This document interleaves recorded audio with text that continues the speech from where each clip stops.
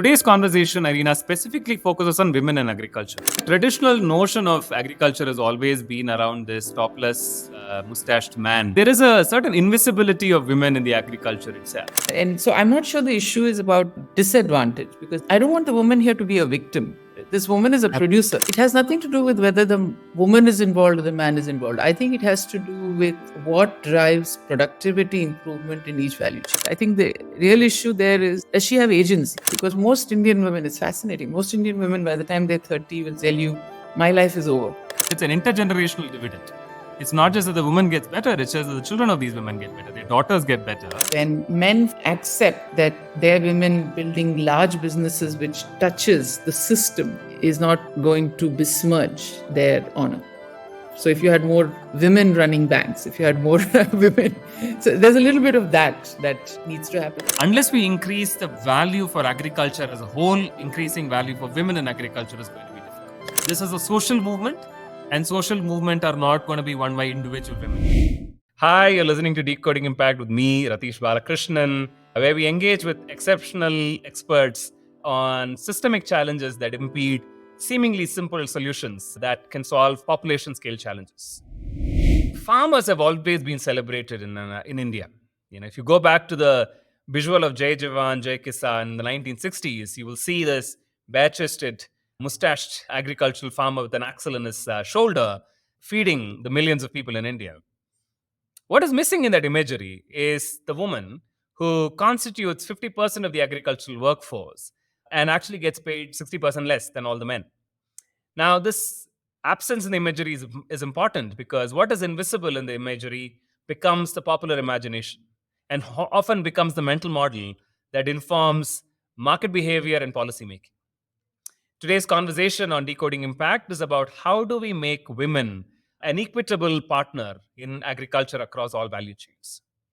During my conversation with Ireena Vittal on this topic, we spent close to 50% of the time talking about the role of farmers and the agency of farmers in agricultural value chains today. This was important because if you don't improve the agency of the farmer, it is very difficult to talk about how do we empower women farmers specifically. In the next half of the conversation, we talked about what does it take to really create an equitable representation for women farmers. And we talk about how social norms, leadership representation, and concerted action by a wide range of stakeholders is necessary to make it happen. Ireena Vittal is one of India's most prominent thinkers and consultants on the issue of agriculture, urban development, and emerging markets. She's been a partner at McKinsey & Company for over 16 years and subsequently been on the board of a wide range of organizations, including Wipro and HDFC. She's somebody I've had the pleasure of talking on a wide range of issues that stand at the intersection of development and markets. Ireena, thank you so much for joining us today. Happy to be here. Ireena, I've spoken to you about technology. I've talked to you in the past about property. I've heard your podcast around agriculture. If you can briefly just give us your journey about what you've done so far and also what got you interested in agriculture overall. I think that will be great as a starting point for our conversation, Ireena. I think I got into agriculture by accident. My first job 30 years back was with Nestle, which is food. And that made you think about food value chains differently from the way an average citizen or a consumer does. And then when I continued my work with consultancy McKinsey, I spent a lot of time working on these value chains: dairy, poultry, fruits and vegetable. I worked with a whole bunch of retailers. And then I got lucky because I worked with the government a lot on the future of agriculture, how to think about food security, the role of FCI, how do we think about food processing. So it was a series of individual projects which suddenly one day became a pattern. And then you add on to it the economic understanding about, at that time 60%, now 46% of Indians being employed in agriculture, and you suddenly realize what a crucial sector it is for the future of India. So that was my introduction, and that's been my learning on agriculture.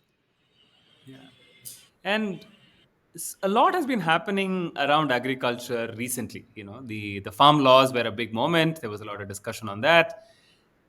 Currently, with the conversation around what India has to go, the 51% question of number of people working in agriculture becomes important. Today's conversation, Ireena, specifically focuses on women in agriculture, and I just want to share my thoughts and then have your views on this as well.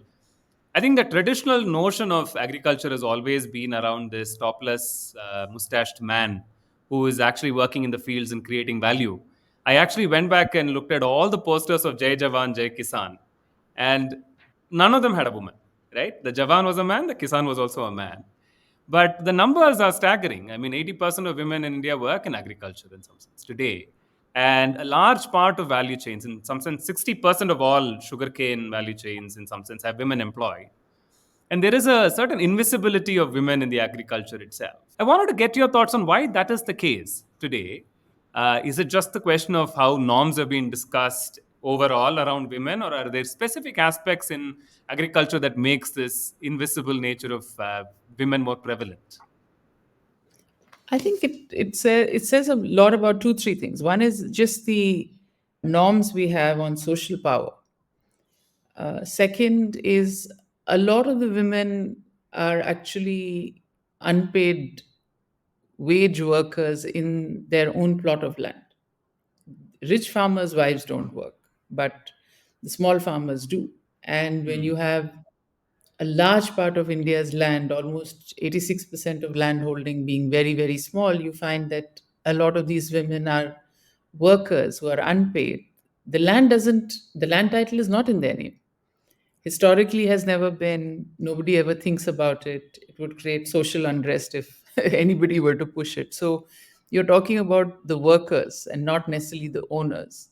And that's with the second reason why they're invisible, because the land ownership is still in the hands of men. And when you look at the money that the government will give, whether it's in Telangana or part of the national thing, the money actually goes to the landowner, which is the man, and not necessarily the woman.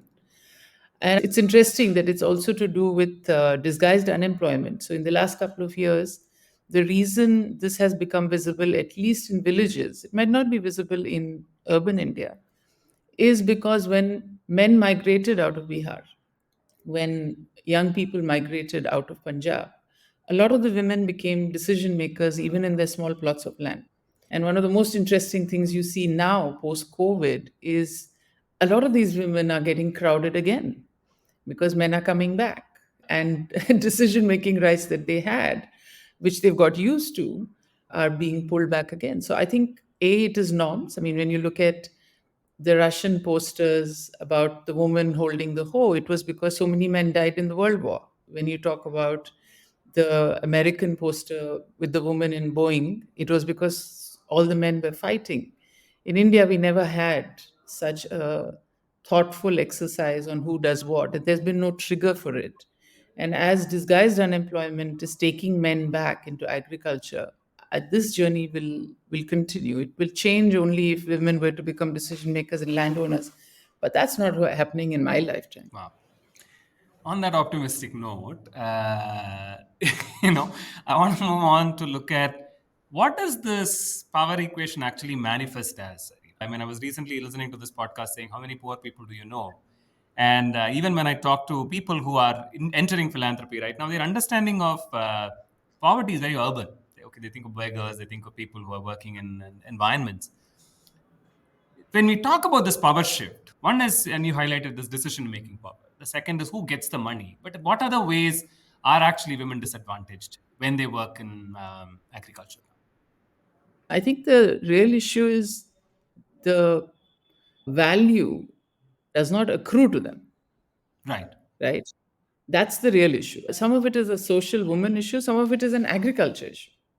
Correct. And this is also better understood when you disaggregate, because agriculture is not one monolith, right? So if you look at poultry, where women play a huge role, versus dairy, where women play a huge role, fruits and vegetable value chains, where women play a huge role, versus grain, where they play a role in paddy at the time of sowing and cutting, but not necessarily otherwise.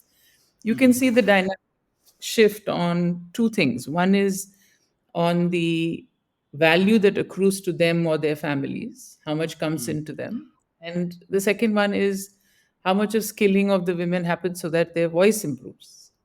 Right. So right? And so I'm not sure the issue is about disadvantage, because that, I don't want the woman here to be a victim. This woman is a producer, right? Hmm. Question is that this producer is not getting paid for what she's Hmm. producing. And the question is why, right? And I Right. think the reason is because each of the value chain gets monetized differently. In Tamil Nadu, when you look at the woman employed in the poultry value chain, and she is part of a poultry value chain, she gets paid per bird, per kg every week. Now, whether it comes to the family kitty is a function in essentially of payment structures and of who owned the bank account, and that becomes a social problem. But she does get paid for it. In Right. dairy, if she's part of a cooperative, she gets paid for it. And by the way, one of the biggest lessons you've learned from Amul's cooperative movement was not only did the family make money because the animal tended to tenderly by the woman produced more, but the woman took the lessons on hygiene and health to her family. Hmm. And you see cooperative villages improve health standards not just of the animal, but of the Hmm. family, right? And that was also a lesson for her. And when you see this happening in cooperatives, which include women, you suddenly see their aspirations change. And their Right. aspirations change not so much for themselves, because most Indian women, it's fascinating. Most Indian women, by the time they're 30, will tell you, my life is over, right? Because perhaps they get married at 18, 20, and they've produced their 2.2 children and they don't see any escape, right? But Hmm. the aspiration is for their kids, for their daughters, and in some communities, for their daughters in law.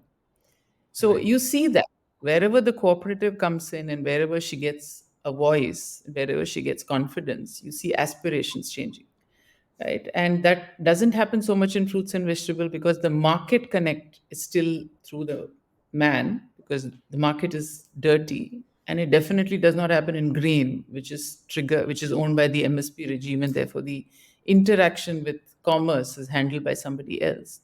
But I would say, to me, any producer gets fair returns for output, which she does in some cases and doesn't in some cases. They get Hmm. knowledge, help them become better. She gets it intuitively. She doesn't necessarily get it in a formal structure unless she's part of a cooperative or part of a value chain. This gives her confidence to dream more for herself and her child, which happens where she gets the money. It doesn't happen in a lot of places where she doesn't get the money, but it also happens where a collective gets formed, formally or Hmm. informally. And then she gets risk appetite when she's able to create assets. And that's the place where this is the weakest, because the property Hmm. rights allow her to, collect wealth, to be able to take more risks. And that's where I think she is very disadvantaged, and perhaps even her husband is.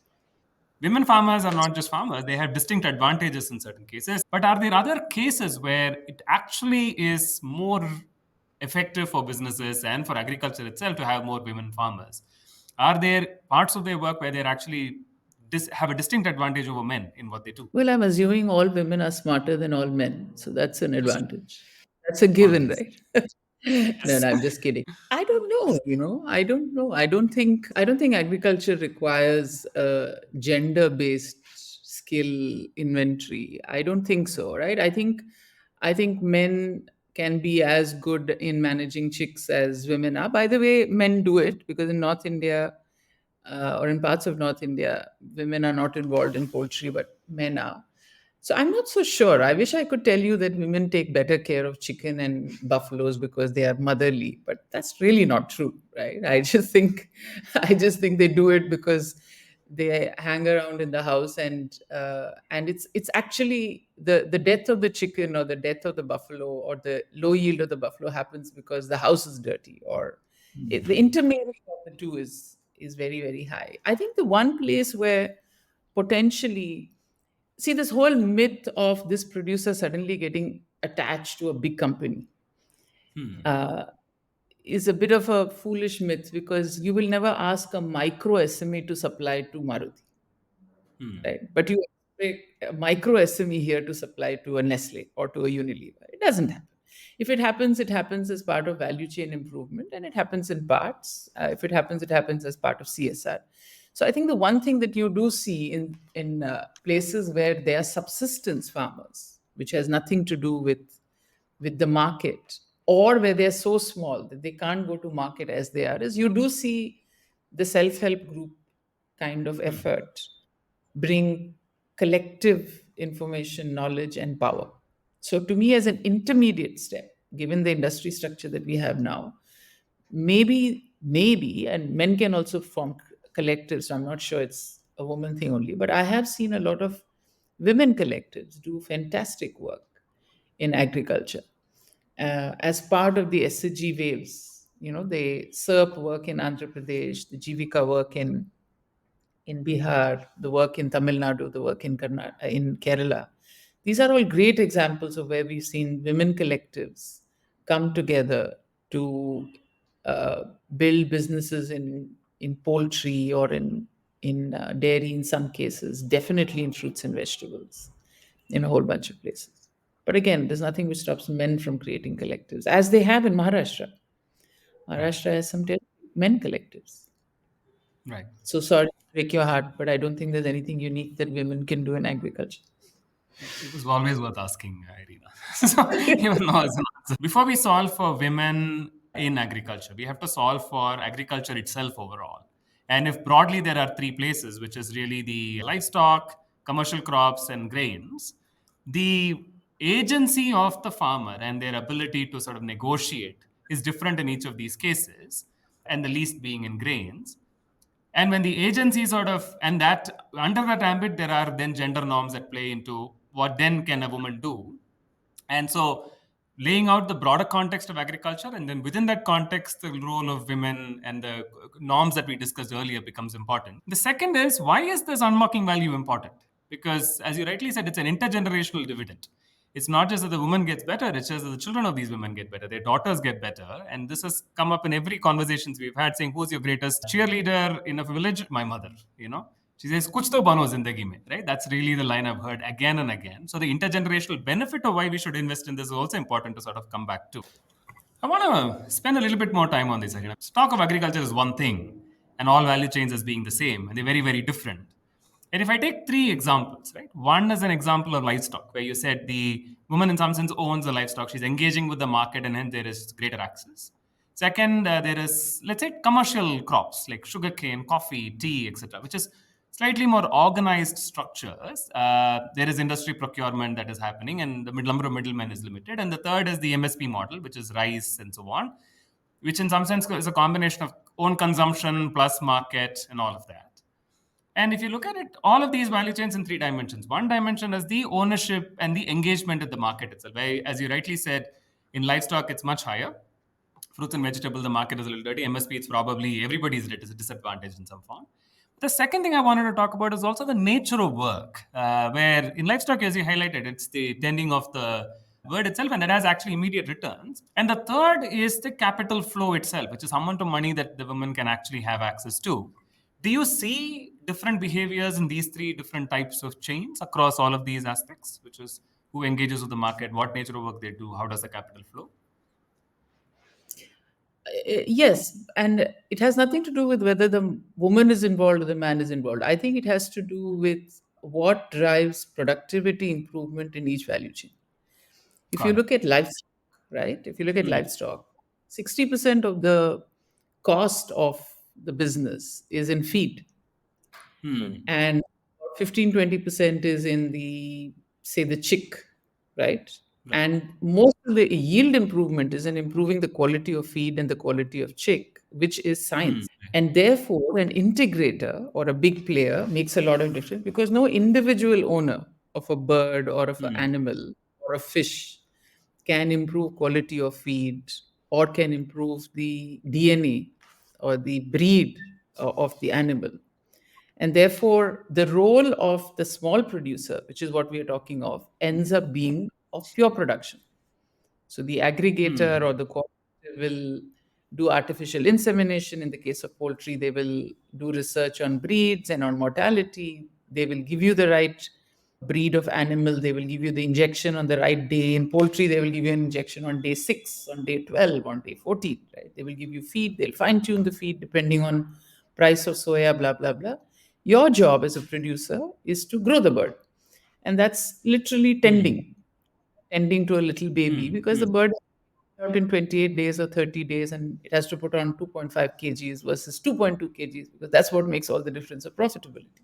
So that work is very bird specific. It's almost like personalized growth of individual birds. And that's how people treat it. It's personalized yield of individual buffaloes. And that's how people treat it.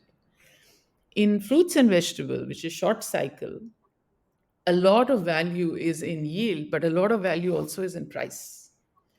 Because if you have too much of production, then you suddenly have glut in the market and pricing collapses, right? So the role of the small producer is to do quick in and out. How quickly can you produce? How quickly can you anticipate, right? And that's where science becomes so crucial for sugarcane or for cotton. I mean, one of the most undervalued revolutions of India was the cotton revolution that happened in 2002. And because we didn't appreciate it, we allowed it to die. And we went from being, a good producer to the world's largest producer, with really great implications for the whole textile value chain. And today we are struggling. Countries in Africa are going to beat us. And the reason is because we didn't support the evolution of science in cotton seeds, right? But there, the small farmer is the protector and it is the producer in the literal sense. And the real issue here is, how do you balance demand and supply, which an aggregator does. So the role of the farmer is actually very limited in unlocking value, because most of the value unlock happens either at the science end or at the end of the aggregator who balances demand and supply, or who's able to bring value addition if the shelf life of the product can be expanded, right? And there the real issue becomes, how do you marry these three roles sensibly between the three guys. Grains are a different game. I mean, in India, for example, the biggest issue in grains is actually to change the mix completely, which is a political question, neither an agronomic Yeah. question nor a market question. Right? We are just producing the wrong things and in the wrong places. And again, we don't have science there, but the MSP regime has created so much of inefficiency in the system that politically, if it has to get handled politically. And when you see the growth of, say, the lentil market, or the growth of soya, or the growth of maize for commercial or for nutrition, I worry that we are following the same path that we did for wheat and rice, which is a suicidal path, rather than creating the right market. So there, the farmer today is actually just a captive producer in some ways, with a guaranteed return provided the MSP regime gets translated into sourcing infrastructure. And wherever that happens, the farmer is de-risked. Wherever it doesn't happen, if the systems exist, they transport it to Punjab and MP. And if the system doesn't exist, then they do dharna and forget about it in 60 days. The role of the small producer is very, very different in each of the value chains. I want to take individual value chain. I mean, each of these three categories specifically, Ireena, and then get to one level more detail. So, one, you talked about dairy and poultry and fisheries, for instance, and there you said, hey, taking that integrator approach, ensuring that science travels is going to be important. Uh, what forms can that take? And, when you see it actually getting done on the ground, how would you sort of see it?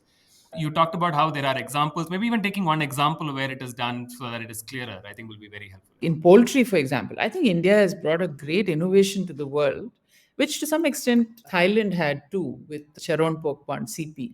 But India really brought that out, where if you look at the chicken that you eat, it all starts on the great grandfather farm, right? There's a great grandparent farm, which can only be set up by a few players because the investment required is at the level of billions, right? In that great grandfather, you're producing a male chicken, a female chicken producing a kid, right? Which comes to the grandparent farm. And at the great grandparent farm, you're only bothered about pure DNA, quality of breed. So it's like pure research, the way that happens in semiconductors, right? And this is where the Americans decided in the 60s that Americans like Thai meat. And so suddenly the chicken started producing more Thai meat, right? And that's the kind of stuff that happens there. So you're changing the bird itself. And that's why when anybody tells me India doesn't have GM, I laugh, because all our chicken has been GM'd forever, right? So I don't know what we'd fight about GM in 40 years after the chicken was hatched. So, and we've had some great Indian companies who've done that. So you have a GGP plant, right? Farm. Then you have a grandparent farm. Then you have a parent farm, which is where consumption starts. And at the parent farm, you produce eggs which go into a hatchery. They get hatched into day old chicks, which are then sent into thousands and thousands of small farms. And between day 28 and 32, they get collected because feed is given to them, and the day old chick is sent and is a couple of grams. And when it's picked up, it should be between 2.8 and 3.2 kgs or whatever it is. And the farmer gets paid per kg of weight grown. So the GGP can be done, the great grandparent farm, which is pure research, can only be done by one or two players in a country. The grandparent is done by big integrators. Parent farm is done by big integrators. The hatcheries can be done locally, but again, it requires huge investment. But then you have in India millions of people growing these birds for the big guys. So you can see that there is a role for a small producer. But the role for the small producer, A, is contained in terms of risk. So there's no major upside, but there's also no major downside. They're okay because they're not taking risk beyond a point, and the integrator manages the risk by making sure that no individual farm has more than a certain number of chicks, right? When you have large farms, a blight can kill everybody off. So in this case you will see that the value add is in the investment that happens. Amul does the same thing, by the way, for poultry. They have their own feed mills, they have their own artificial insemination research, they have their own injection companies. They produce all of that and then give it to their cooperative members. In the case of poultry integrators, they are not cooperative members, but they're members, and they have to learn hygiene. So just think of this value chain and think of what is required here. It's no different than any other value chain in India. And I always find it fascinating that, the single largest value chain in India is, I think, 7% of India's economy, or 7.5% used to come from auto.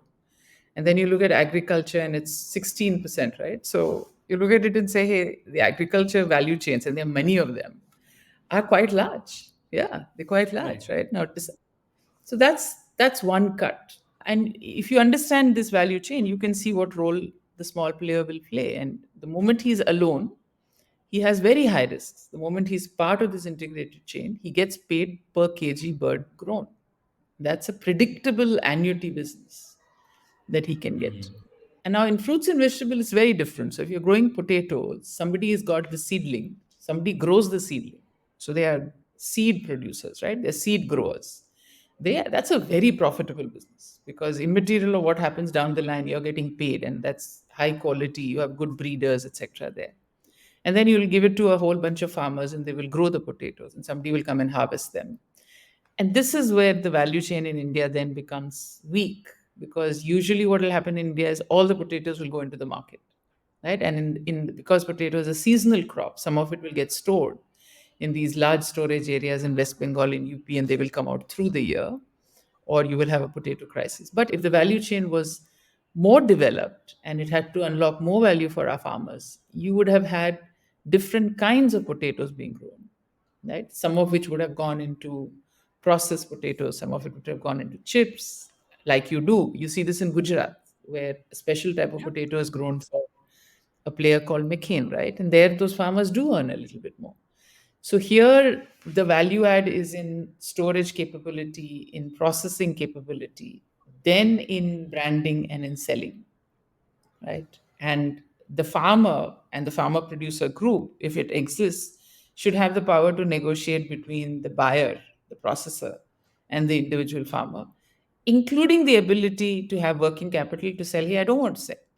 If there's too much of potato in the market, I will keep it for 1 month or 2 months. Because the reason the prices drop is because every farmer comes at the same time, and that working capital is missing. So there, the role of the collective is to be able to buy time, to be able to negotiate, so that all potato farmers in the country are not selling in the same window of 10, 20 days, which brings prices down. And then somebody else is carrying the risk, and therefore somebody else is getting the returns. And the interesting question is, what will be the shape of this intermediary? It could be a collective, like you see in Mahamango, Mahagrapes. It could be a civil society, like you see in SERP, where the government and the civil society Yeah. and the farmers come together. It could be pure private play. And each one of them has its advantage and disadvantage. But whichever form it is, it needs capabilities. And that's where the system breaks down, because the capability to think about what is the investment, to think about extension services to the farmers, to think about commercial capability to negotiate, to think about fundraising capabilities to be able to raise risk capital, these are now form and function that you see in any traditional company, right? But how do you now find it at the level of a district? And how do you find it at, smart enough to be able to manage the risk in an unpredictable environment? You're suddenly looking at capacity, and that's the constraint that we have to overcome. But it'll also create Brilliant. literally millions of jobs. I think the point that I wanted to also sort of highlight is that in some of these cases, at just an agriculture level, before I get into the gender, do you see that dynamics changing or evolving to improve the agency of the small farmer at all? Like in these three types, where in one case the aggregator has actually the greater power versus the smallholder, in the other cases where the choice of grains itself is going wrong. Because my own sense is if we don't fix for it, fixing for women in agriculture becomes a much smaller issue that we have to solve for.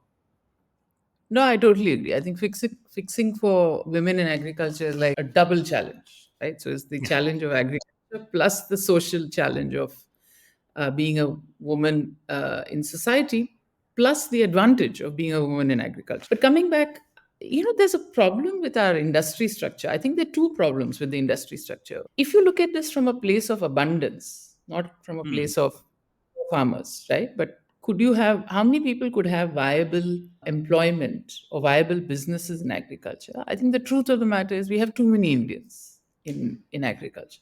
But it's a capital labor trade off. And that will happen only when people on the farms are able to invest more in terms of capital, whether it is aggregating, and aggregating doesn't have to be through ownership, and or investing in inputs or in capital, which allows you to trade off. But the second thing, it will happen only if there are alternate options. We saw this. We are seeing this now. In the absence of alternate options, people go back to farming because at least you don't die poor in a village. I mean, there's nothing worse than urban poverty. Rural poverty is better because you don't die. In urban India, you die, Yeah. right? So, unless we fix our economic problem with jobs, we are going to continue to see the current industry structure. But the industry structure needn't be the way it is, because we are band-aiding on the wrong industry structure. And there's almost a missing layer in our agri industry structure, which we don't talk about. So let's just disaggregate this. Production can be micro, because even if you look at a large farmer in America with thousands of acres, because sunlight falls in a different way, because the soil quality is different, he breaks up his large farm into multiple small plots and thinks about what he grows where and what part of the land he uses for what differently. If you look at Israel's agriculture system, sitting in Tel Aviv, they run these farms far away, 200 kilometers away, and they are at micro plots of one by one, because each part of the one single farm doesn't need the same amount of input because of the way it has been used in the past. So technically, if you think about it, each of our farmers is sitting on a micro plot. The Right. issue is, what does he do with it? He doesn't do much with it, because the people or the systems, and the people could be collective, the people could be civil society, the people could be private players, not necessarily the end users, but the aggregators. Whoever is the intermediate layer, which provides the information, insight, and technology to be able to micro farm that piece of land, does not exist. Yeah. It exists in the case of the chicken, because the integrator will tag individual chickens and will give you the input for each of the chicken depending on how much of weight it has put on day one versus day five. So it's happening at the level of millions and billions of chicks in India.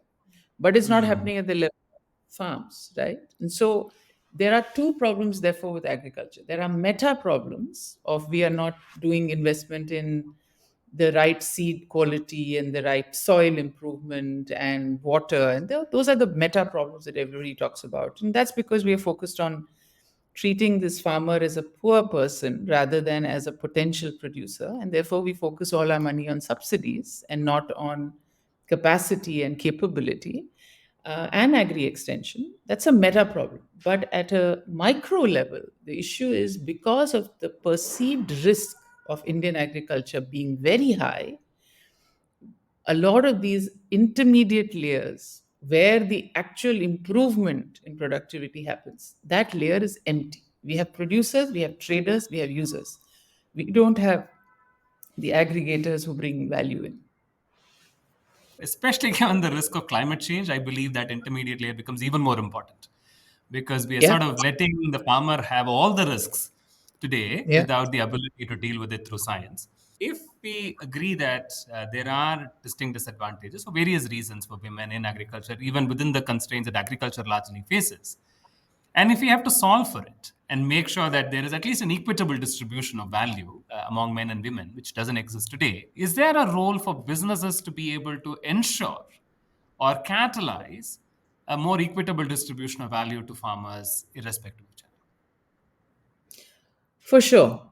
And I think again, the answer will vary depending on the nature of the value chain. So, in value chains where the value unlock is best integrated, dairy and poultry Hmm. being, dairy, poultry, fisheries being Hmm. two specific examples, there are enough examples in India where businesses have created value chains wherever the politics of the local arena has allowed that to happen. Because anytime a value chain gets created, some political system that has existed for decades, if not for millennial, gets disturbed. And since the richest people who own the political system are both in business and in politics, that enablement becomes very critical. So we've seen, for example, poultry get unlocked in some of the southern states more easily than it has in some of the northern states. But clearly, there, business plays a huge role in de-risking the whole value chain. And when somebody is integrating the whole value chain, system cost goes down, which means pricing goes down, which means consumption goes up, demand goes up, and the virtual value chain flywheel then gets created. So we've seen that, right? And that can be both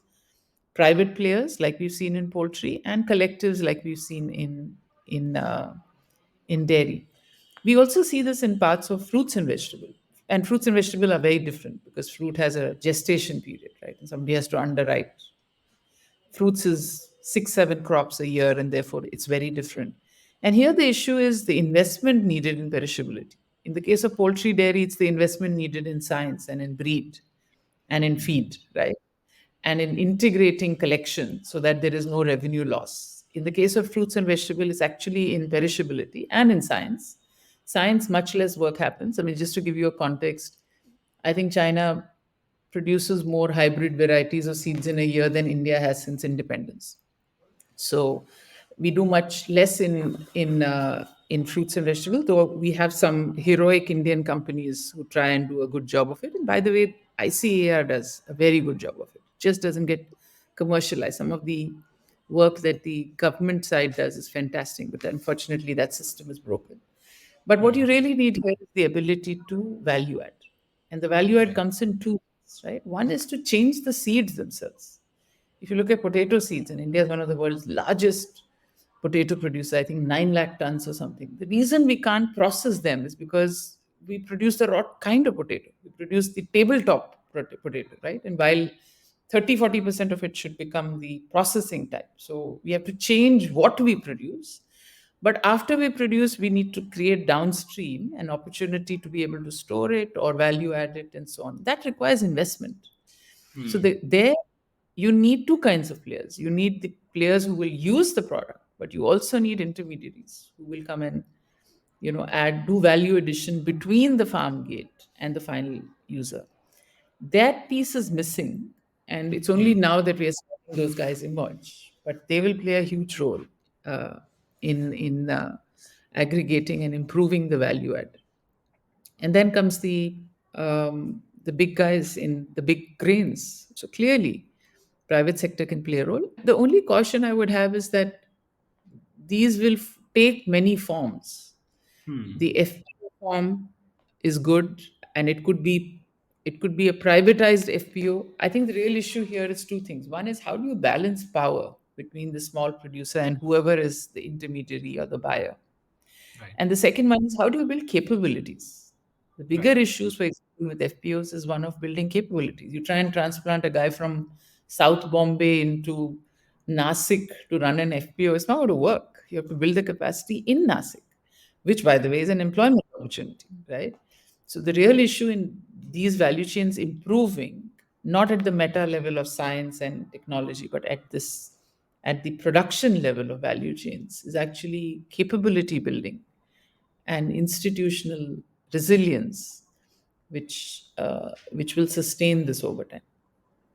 A lot of what you've talked about so far, Ireena, for me is true for all of agriculture.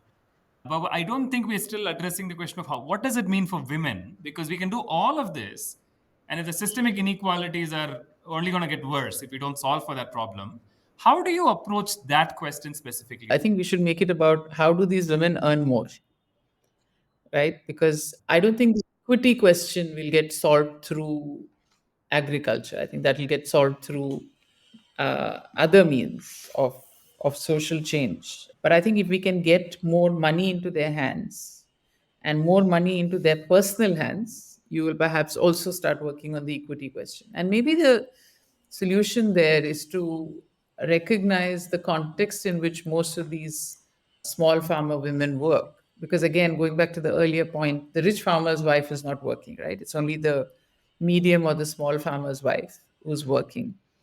And one of the things that we've seen, wherever we've seen their incomes increase, because you do have women farmers today or women producers today who are earning a lakh and a half more, right? And these examples are old ones, like what Pradhan had done brilliantly in Kesla in poultry, or it is the Injot movement in Jharkhand, or you've seen a whole bunch of these even in SERP in Andhra Pradesh. I think one of the things you realize is that this journey is a long journey, and it actually starts with raising the aspirations of the producers, because a lot of them don't even think that they could earn a lakh or more, right?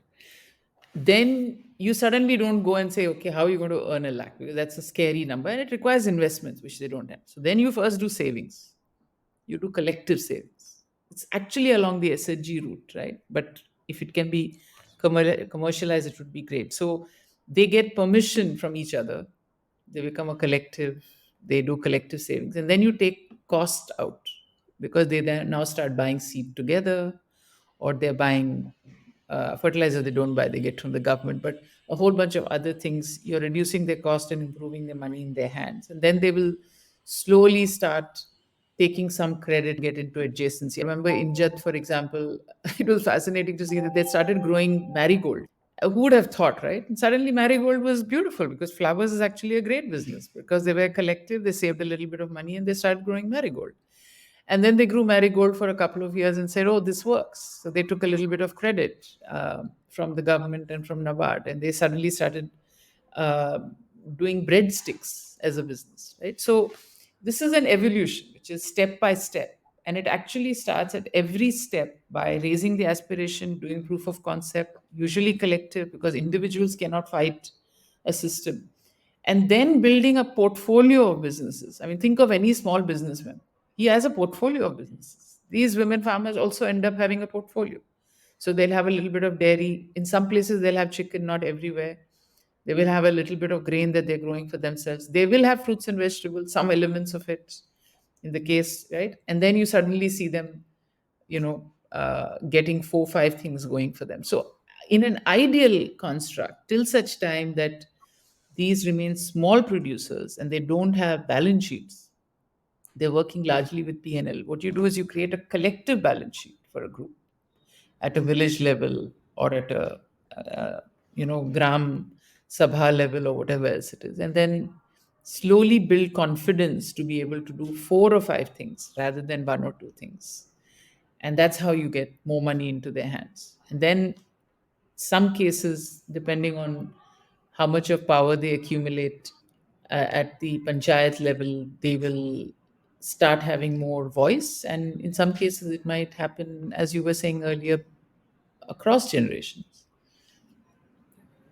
And if you take stock of here and now, I think some of this work, which is women forming collectives and self-help groups, are better in some states but worse off in others. But that is already started.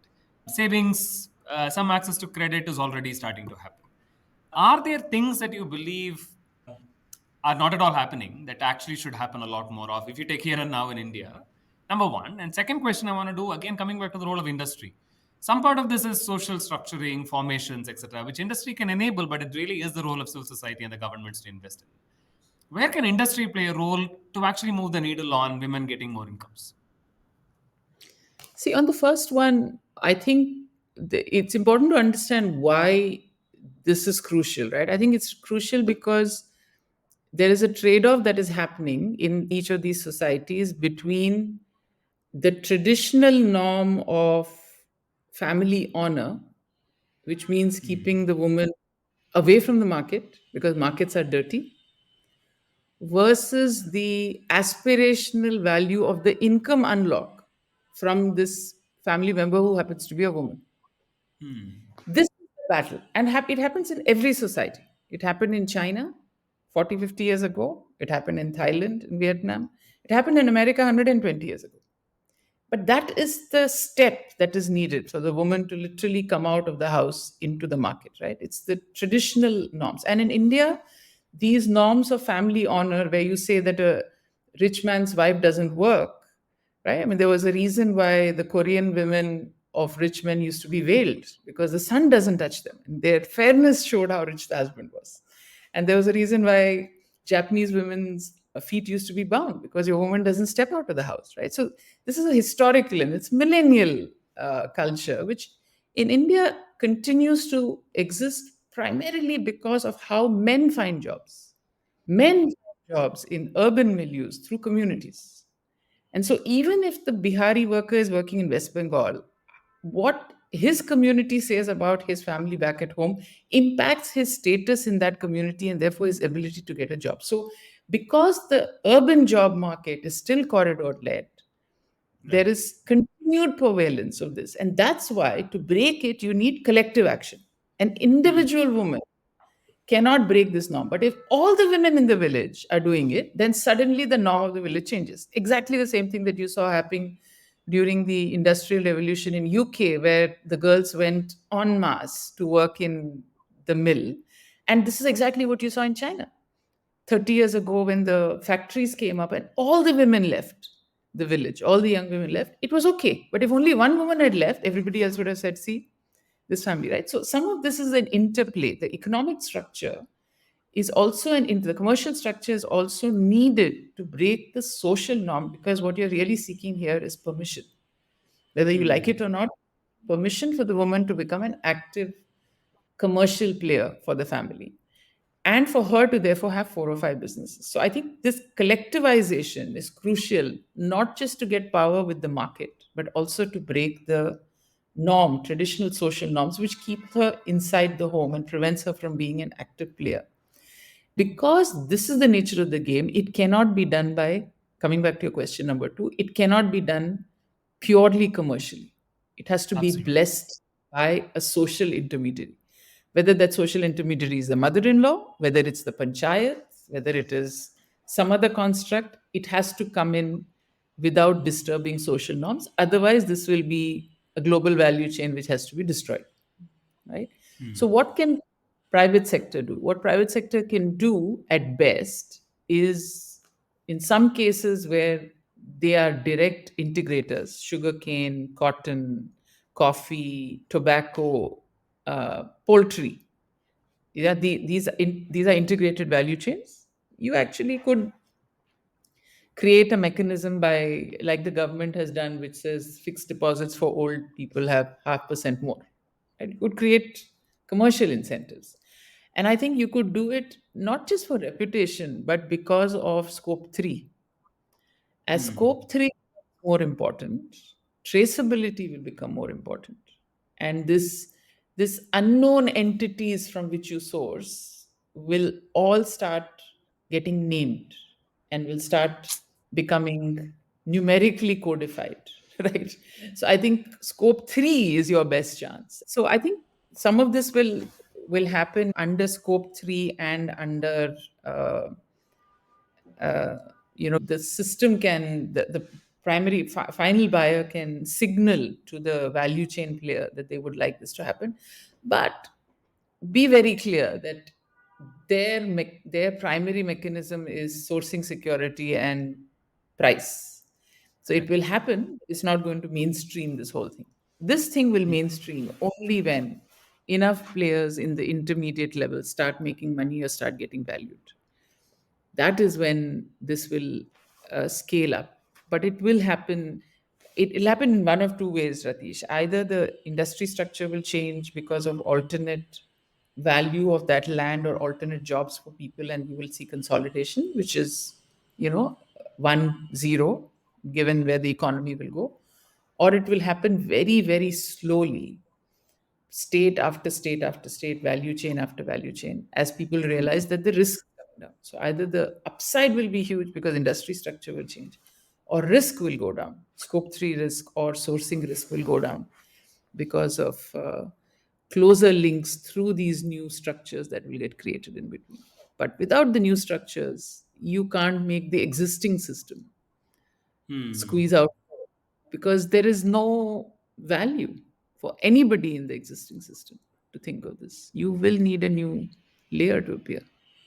Got it. And I think the foundational piece for industry to even come in are things you've been highlighting throughout. One is land ownership. If there is not a way to shift land ownership to women, I believe a lot of this is shaky ground. Second is collectivization and effective collectivization, collectivization that gets to financial activity from savings to credit to market action. And I do believe that that is probably going to be essential. Would that be a fair thing to say? Definitely the second. I'm not so sure of the first. The first one I think is a good to have, but if the value of the family inside a family, if the voice of the woman changes, then even if the land belonged to the husband, it doesn't really matter, right? I think the real issue there is, does she have agency? And the agency in some cases could come even without having to go through this huge battle of land titling. It would be ideal if you could do land titling, but as long as she is considered as an equal member, which she isn't today.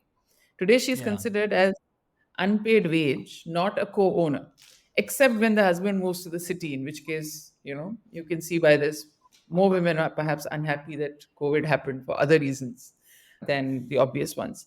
So I'm not so sure about that. That is a good to have, but you could solve it non-structurally also by ensuring that the woman's agency is recognized in the family, which it always does, because money does change the basis of power balance between the two people. But on the second one, yes, I think collectivization is crucial, because that's what will allow learning, which will allow improvement in output. That is what will allow collective investment in assets, which will improve yield and will improve productivity. And that is what will allow bargaining power. So it's not just for bargaining power, it's also because new learning is required, new asset forms, asset types have to be created to be able to take positions, to be able to take risk. No individual farmer can ever take the risk on versus a market. And this is no different from when you see a whole bunch of Tirupur producers work collectively, or when you see a whole bunch of small steel guys in West Bengal collectively. It's the same concept, that if you're very small and you're working with a large market, how do you understand, how do you learn, how do you invest more, how do you de-risk yourself? And it's by working together. So that collectivization is not unique and romantic about agriculture. It's about any MSME, right? And that's how, if we thought about them, then we would do what any other MSME system. So to me, the day you have a YPO forum equivalent in rural India for women farmers, you've done your job. I want to squeeze in one final question. I know I'm being greedy here. We've talked about this intermediary layer today, Ireena, and this intermediary layer is all men.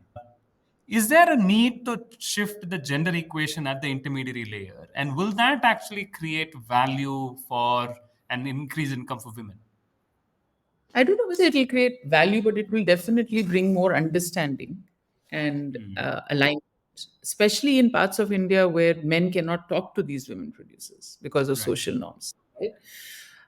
And the interesting question is, why aren't more women playing those roles? I think women are not playing those roles for two reasons. One is, you need to have assets, you need to have risk capital to be able to do that, right? And unfortunately or fortunately, till now, that has been sitting even with men. Even when NABARD or banks run a special mudra or whatever scheme for women, it's the woman is applying, but the man is using it, right? So historically, we've never really raised debt and given it to women to say, go do these assets. In some places, wherever we have, we've seen that women are as good businessmen as men are, and they fail at the same rates as men do. It's not more or less. But the other reason is because families will tell women that it's okay to grow the business up to a level where you don't have to engage with the government babus or with the bank people or with the market, because that is when, in their minds, it becomes dirty, right? Because either corruption will come in or you'll have to go and talk to men. And it's fascinating, when you talk to women, I never understood the power of Mayawati's handbag till I went into rural India. Because for a woman, the day she owns a handbag is when she's going to meet a bank officer or, a IS officer or a guy in the local government. And for her, it's a moment of huge pride. Women don't have these problems, right? So the other thing that will make this happen will be when men accept that their women building large businesses which touches the system is not going to besmirch their honor, or the system is now clean enough. So if you had more women running banks, if you had more women, so there's a little bit of that needs to happen, or the next generation will do it, because the next generation is educated. Remember, the next generation of women, I mean, a lot of our farmers today, our women farmers, are illiterate. I would say almost 50% of them, if not more. But the next generation, if they do come in, it's a different matter. They might not come into this tough sector. But if they come in, 50-60% of them would have at least done class 6, if not class 7. That changes their attitude, and that changes the attitude of their families. So we should not forget that the intergenerational change is also an opportunity, even though it's also a risk, because the biggest risk to Indian agriculture, other than climate change, is that it does not appeal to the next generation. And that might be one of the triggers for land consolidation, which we have not anticipated, right? Yeah, I think the fundamental structures that we're talking about, both agriculture and gender, are very complicated. We could, at the end of it, look for quick solutions to solve these problems. But I think we're dealing with norms, we're dealing with an inefficient market structure, and we're dealing with an impending risk of climate. And I feel like it's a heady cocktail. So solving for it, I think, is going to be a multi-generational way of solving and picking up on the gains that we already have. I hope you enjoyed the conversation, Ireena. I hope this was interesting for Yes, you. it was good fun. I always like talking to you, so it was good fun. Great. Ireena, thanks so much for your time. Wonderful. And team, thank you so much. Take care, guys. Bye.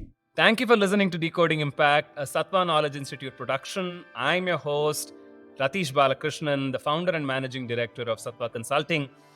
If you enjoyed this episode and the conversations, we have a lot more content for you on agriculture, on the Sattva Knowledge Institute. You could also find us on Apple Podcasts, Google, Spotify, or any other platform that you enjoy listening to your podcast from. Thanks for listening in, and join me again in a fortnight for another episode of Decoding Impact.